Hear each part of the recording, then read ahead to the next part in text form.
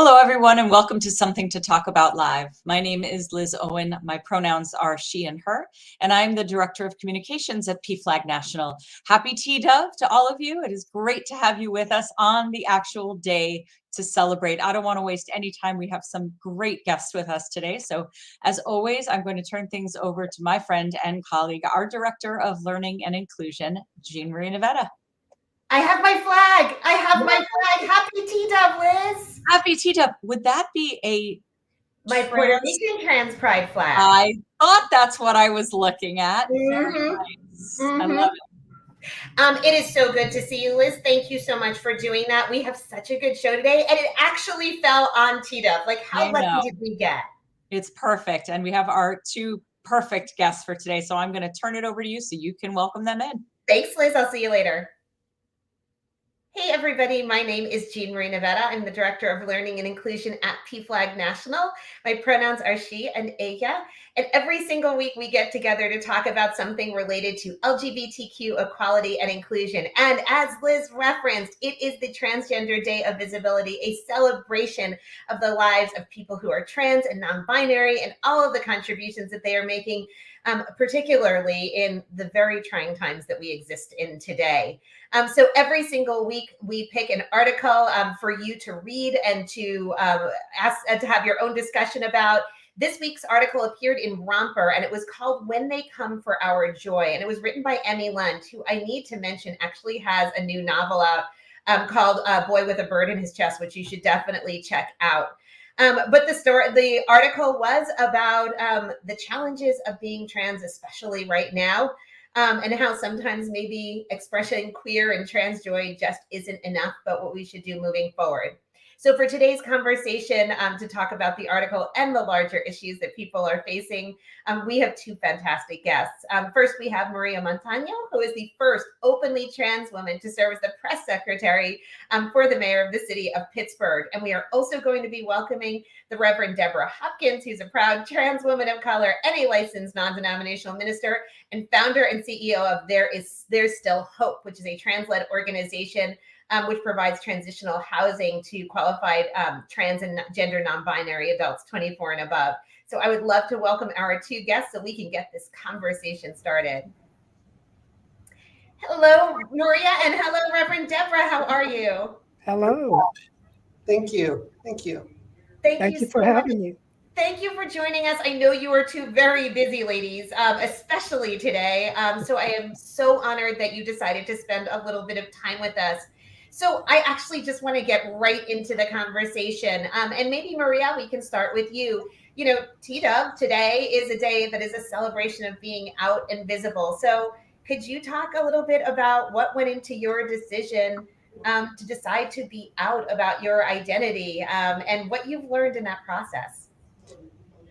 You know, for me, so much of being out and proud as a trans woman, it's really important for a variety of reasons. First, you know, I've gotten a lot of questions since I started in this position. I've been press secretary for about a month now, and it's one of the most visible positions in the mayor's administration. So I'm interfacing with reporters, with the public, every single day. So to me, it's both a tremendous honor to get to represent our city, but also I hope that I can make our community proud with the work that I do, and I can represent us in a very positive light. And for me, it's important to be out because when I was growing up, when I was young in the early 80s and the 90s, the thought of me being in a position like this was not even imaginable. I didn't even picture myself being alive past the age of 30. Like the idea that we would be able to not just exist in this world and hope to get by, but that we can find places in this country that celebrate us, acknowledge us, give us the platforms to talk about what's important to us, and the opportunity to represent an entire city. It's a major American city. We built the middle class. We built the union movement. We're U.S. Steel. We've built so much of the city, and it's such an honor to be able to stand with that legacy as the first trans woman to serve in a mayoral administration in our city and to have such a public-facing role. It's really an exciting time. And for me, I just knew it was important to be out with this announcement and me doing this because I wanted to give hope to so many others at this time. When there's so many attacks on our rights to exist, trying to take away our ability to exist in public spaces, to be like, here's a city in our country that not just is celebrating and protecting trans women, but we're putting them front and center in what we believe is a welcoming environment for our city and the people who live here. I love when I hear people talk about being out and visibility as a sign of hope for others, because it is a lot of what guided many of us. And for those of us who didn't have role models or people who are visible, I think that's even more important. So Reverend Deborah, tell us a little bit about what went into your decision to be out. Actually, it was two particular areas. One was being honest with self. I remember preaching a sermon way back in the early 1980s to my congregation where I shared with them the subject title, Look in the Mirror. And I realized that I had to be authentic. So I looked in the mirror and realized that I had to need to be authentic in my work, my actions, and in my walk. And if I was going to truly be who I was, then I needed to be authentic. But then there was also those who came before me and the path that they tread that gave me the opportunity to be who I am today, to help to make a difference and to bring about that that area of hope, that visibility that was so essential in a world where we were being stepped on and denied access to and the freedom and liberties to just move about and be ourselves. So being authentic and remembering the path that our pioneers had set to allow me and others like me to be able to rise above and be who we are today and to be a voice for change is what went into my thinking behind coming out boldly and openly and unafraid. I love that. And I love the idea of honoring those people who did pave the way for us. Because I always say to people, a lot of people came before us and we've got to do them justice, especially in the face of so many challenges. Looking back at it, you have a lot of visibility. Do either one of you have any regrets about the level of visibility that you have achieved? Does it ever get to be a bit depressing for you? I wouldn't say it's depressing for me. I think it's a challenge, right? Definitely losing a little bit of your anonymity in the world, right? I can't just say whatever I want on Twitter right now, right? Like that's just not something that I can do, right? I'm very thoughtful in my engagement now on a certain level and very think through those things. But I wouldn't not want to be in this role right now. Like when you have an opportunity to serve the city's first Black mayor. So this is the first time Pittsburgh is had a Black mayor, is historic in and of itself. But to get the opportunity to also be the first trans woman to do this, like you can't not grab those opportunities when they're asked of you, right? So obviously things come with a lot of visibility, right, folks, especially in government, right? So it's not, in general, it's tough to be a public servant, but we do have a little bit of an added magnifying glass, and it's up to all of us, I think, to be able to honor and recognize that we're full people, that we're not perfect, that we're going to make mistakes, and to just support us as much as you want to support us in the accomplishment and the milestones. Stand with us and support us if we make a mistake, and help us in those moments where being visible is hard, and because it is hard. It can be. Reverend Deborah? It can be, but on the flip side, I can say and be that vocal voice for my sister Maria, who is in a high level position and have to tread waters more carefully than I. I can be very bold, very out and open with my comments and statements about the various issues that so many of our political leaders who truly are our allies and are really trying to um, help to continue to open doors and to remove these obstacles from around us, um, allows me that freedom to be able to speak to a political leader or one of their assistants and say to them that you come into our community soliciting our vote, but what is it that you're here to represent? How are you going to represent our people? What is it that you're going to do to help make a difference? I can be bold about it. I don't have to be apologetic about it. And I can do it not only from the pulpit, but I can do it on the city streets, and I can go into the government offices and say it as well, because I don't have the same restraints as, unfortunately, Maria has placed upon her. But yet, I celebrate people like her.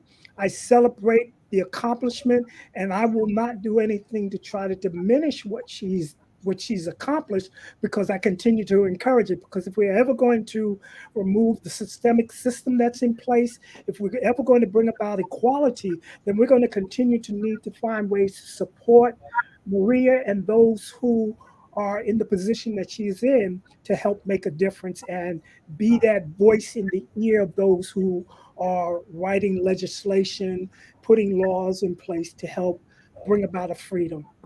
Absolutely, Reverend. I think a really beautiful point, right? And I just see like visibility is so important. Um, People seeing themselves in government is important, right? But it doesn't end with those things, right? It doesn't end with me being in this role. It wouldn't end if I was the mayor or the president, right? Our freedom ends with our liberation, right? And all the work that we're doing each and every day and what we're fighting for, be it in the streets or in the halls here at City Hall in Pittsburgh, is working towards that idea of we deserve to be free and we deserve to live a life of joy and of love and respect and dignity, right? And that's why we're here today, and that's why we're celebrating Trans Day of Visibility, right? It's about celebrating and honoring trans joy in all of its forms. Oh, absolutely. This is why it's so disturbing for me today that we're looking at legislation around the country in place that is really putting a handcuff on the youth of our community in a world in where they live and interact, and continuing to demonstrate that isolation and the behaviors that we've dealt with as adults all of our lives when we were growing up, that they're now having to deal with. And we're trying to find ways to continue to advocate on their behalf and continue to pave the pathway smooth. And so when we have leaders like yourself in government who can get into the air, who have a close voice to the ears of change, then we're going to speak to you to continue to help spread that news of truth, to help make a difference in the lives of our young people growing up in the school systems, in the playgrounds, and other facets that are going to help to make a difference in the lives of these individuals. And so, again, I commend you for the position and the work that you continue to do. Keep doing what you do. I love this, because I think what the conversation that you're both having is the fact that it takes all of us, that we're all in different places. We all have different audiences. We all have different powers and different exposure. And that it is the fact that we can come together in conversations like this one and talk about all the ways that we can influence the system. And, as I read the article that we shared with people this week, one of the things that I found really interesting was that the author of this week's article mentioned something about queer joy should be our goal. It's not sort of where we are right now. And I can't help but look at where we are right now. This year, as we observe this, for all of the excitement and all of the joy that we do harbor, it is really bad out there. And it's getting much worse. We are seeing legislation that is so very specifically targeted against the trans and non-binary community. So my question to you both, and maybe Maria, we can start with you, and then Reverend, we can go to you. Do you think that what we are seeing out there, this unbelievable rash of anti-trans legislation, is a backlash to the progress that has been made? Or do you think it is an effort to make the trans community a big wedge issue come election time? Or maybe both? I think we've seen this playbook before, right? this isn't the first time that we've experienced this in our community, right? So I'm a native of Colorado. So I grew up in Colorado, and at one point in the 90s, they passed a constitutional amendment called Amendment 1, which legalized discrimination in the constitution of the state that said you are allowed to discriminate somebody because of who they love, right? And there was a fight all the way up to the Supreme Court for that. And yet within one generation, Colorado went from a state where the citizens passed a constitutional amendment legalizing discrimination to recently electing the very first openly gay governor in the country.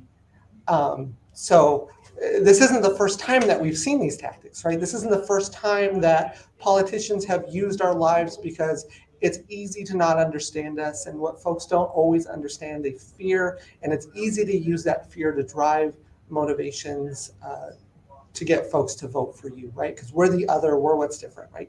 But we've seen this before, and we know that when we stand together, when we work together, and we fight back together, that we can make incredible changes, and we can protect and expand our rights in this country. It's not a matter of there's only a little bit amount of rights, and if we get some, you lose some, right? That's not what this is about. This is about us having the ability to live a full public life. This is about our kids being in families who do nothing but love and support them unconditionally. This is about our ability to learn teamwork through sports. It's about our ability to use a bathroom. It's ability to have a job where you're not fired simply because of who you are and how you were born, right? So we know that these attacks have come before. They're just repackaged from previous fights, and those are repackaged from previous fights. Like, none of this is new, right? Obviously, the fervor and the hate is real, and it hurts. But I just want folks to know that we can win. I firmly believe that we will win, and that we will come to a point in this country where we have the freedom that we deserve. And so I know it's a challenge right now, but we can't give up. And most importantly, we can't do this alone as trans people, right? We cannot do this alone. We need our allies, who I loved seeing all the flags and support today, but also we need that level of energy each and every day, because there's attacks going on each and every day. And, pick up the phone, call us, say, hey, how are you doing? I know things are hard. I just wanted to check in to see if there's anything I can do for you and to support you today. Thank you.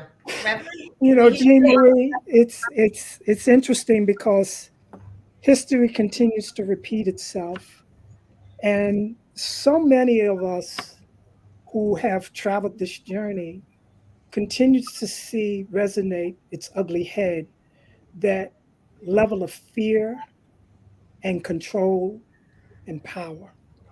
There's a fear that sits in the very center of all of the decisions that are made, that even though we've made advancements, the fear is that all of a sudden the world in which they knew is starting to change, and they don't want that to happen. So they want to still be in the position of control. They still want to be able to have power and dominion over you, to keep you in a status of struggle. And I agree with Maria that it's important that we uh, come together, not only as a community, but all of our allies and supporters who truly believe in equality and justice, not for a certain few, but for all of its citizens that move about on this planet, should have the right to have a quality of life, to have the freedom to, if they want to go to the mountains and just take in the beauty, or go to the ocean and just listen to the waves, they should have that without any forms of discriminations or some silly law that is being focused on, when we need to be addressing housing, healthcare, education, and employment. These are nothing but, these sit under the umbrella of these categories of fear, power, and control. And as long as they continue to have a shred of control over that, they continue to throw these little things out there at us. But we need to continue with our supporters to really continue to fight and fight back hard. Amen.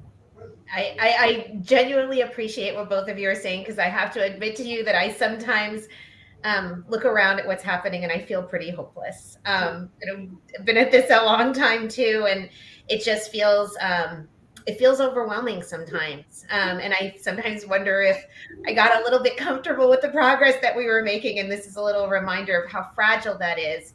So both of you are here, both of you are where you are because of your persistence and very much because of your resilience. And it's something, especially in these times, I think about a lot, especially for young people who are trans and non-binary and everything that's being thrown at them. So again, maybe Maria, we can start with you on this one.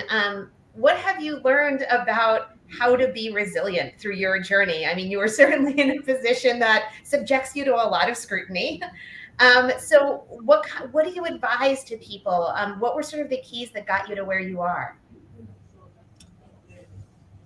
That's a really great question, because it's so unfortunate that as a people we've had to learn to be resilient in a way that a lot of people will never fully understand, right?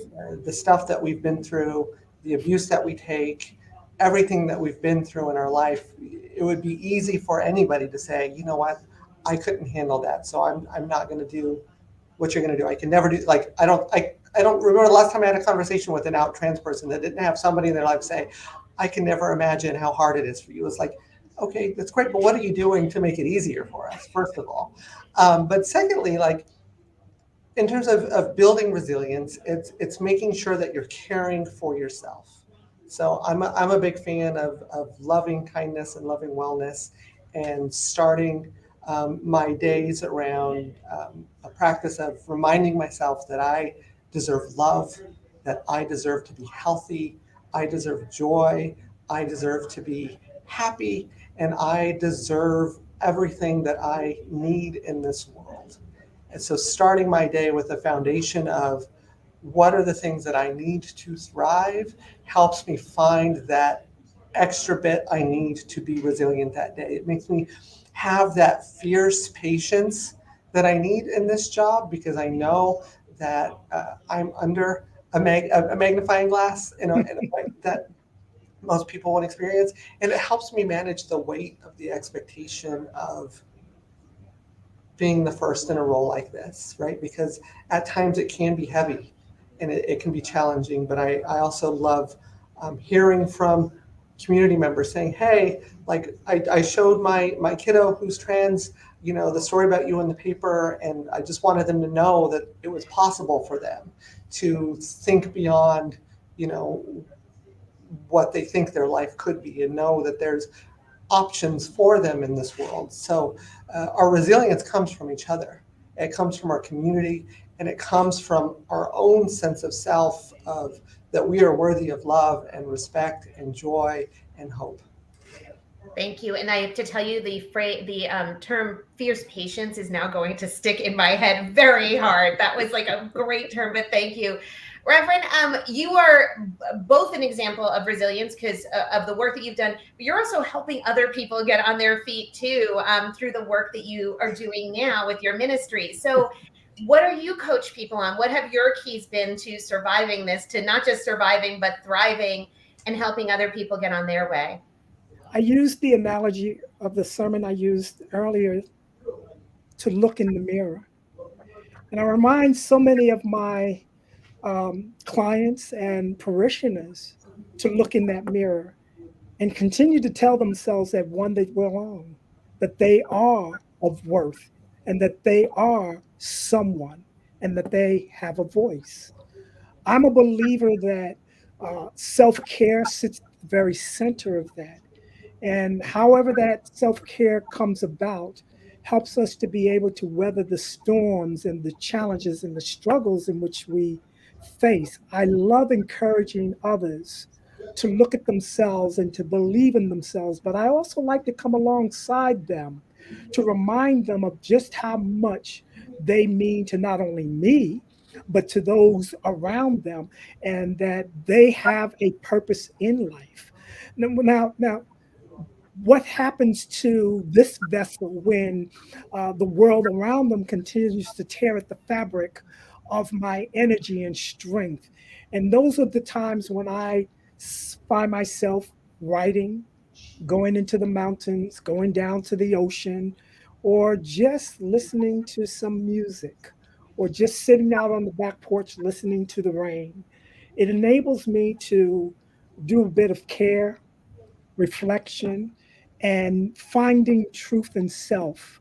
And I'm guided in that respect to be able to be refueled and persevere and go and make a difference, help to try and make a difference in the lives of those who continue to um, face the challenges that they face in their everyday lives. But I want them to see the humanity, the humanness, and the flaws that not only they exist that having, but I too also struggle with, and how there are ways how I navigate through it.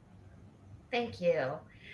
So we have a lot of allies in our PFLAG family and our PFLAG audience. And every single time that we do this show, I'm always asking people what we should get our allies to do. And so, Maria, it is a big day. It's Transgender Day of Visibility. How would you advise allies, give them some suggestions, some guidance on what they should be doing to build greater visibility and supportive spaces for people who are trans and people who are non-binary? So I think being a visible ally is important, right? Day in, day out, show up, let folks know that you are somebody that is safe for trans and non-binary people. And we do that in a variety of ways, right? One is we combat extremism online, right? So all of us are active in different online spaces. If somebody is sharing a transphobic meme on Facebook, have a conversation with them. Tell them, why do you think this is funny? This is causing harm to people. What are you doing to help protect us, right? Secondly, I believe that we need to be engaged with our elected officials, right? And our government officials like myself. We want to hear from you. We want to know what your ideas are to build visibility and safety for our community, because I can't do it alone. We can't do it alone. It really takes us acting together as one community to make it happen. So reach out to us, get to know your local city government, get to know your state reps, and be in conversation with them on a regular basis about what they plan to do to protect trans lives. Thank you. And Rev, bring us home. What are your suggestions? What do allies Very, need to be very doing? quickly, yes, very quickly. I think that so many of our allies need to continue to educate themselves, to be informative, to even exercise their fundamental rights. And that means to get out and vote for the issues that are really bringing about equality for all of mankind, not just for themselves or a certain group, but for all of us. And so it's important that we educate ourselves, be a voice for change, and to make a difference. As I tell all of my followers, brighter tomorrows begin with you. And if you begin to take that under your wing to help make a difference in the world around us, brighter tomorrows do begin with you. I could not think of a possible better way to end a show. Thank you. Thank you both. I am so excited about the work that you are doing. I'm excited about the examples that you're setting and the people that you're reaching. And I'm just so honored to have you here today and be able to spend a little bit of time with you. Maria, Reverend Deborah, thank you so, so much. Please come back and visit us. If you have stuff to talk about, we'd love to hear about it. Thank you. Thank you. Happy Trans Day of Visibility. Happy Trans Day of Likewise, Visibility. stay Thank you. safe, stay alert, and be a voice for change. Brighter tomorrows begin with you. God bless you all. Thank you, Rev. Thanks, Maria. Well, how much fun is this? I can't even believe I'm allowed to do this for work. This is like the best job ever. Quickly, as we are wrapping up today, just a reminder that if you would like to lead with love like a PFLAGger, you want to start by reading with love. So make sure that you continue to visit us at pflag.org/readwithlove. I want to just suggest a book today on Trans Day of Visibility. This one actually came off my bookshelf. It's It's called Troubling the Line. It's a collection of poems by trans and non-binary poets. I really, really enjoy this one. I can't seem to get it into the screen because I have no sense of balance. But check out pflag.org/readwithlove so you can learn about more of what is on our bookshelf and how you can be part of making sure that inclusive books are there for everybody. My name is Jean Marie Nevada. If you need help, please visit us at pflag.org/find to locate your nearest chapter. We will be back next week with another fantastic episode of something to talk about live. And as we remind you every week, run fast, laugh hard, and most of all, be kind. And please do not shame people with masks. Go get your vaccination. We want to see you sometime really soon. Happy Trans Day of Visibility, everybody. Bye.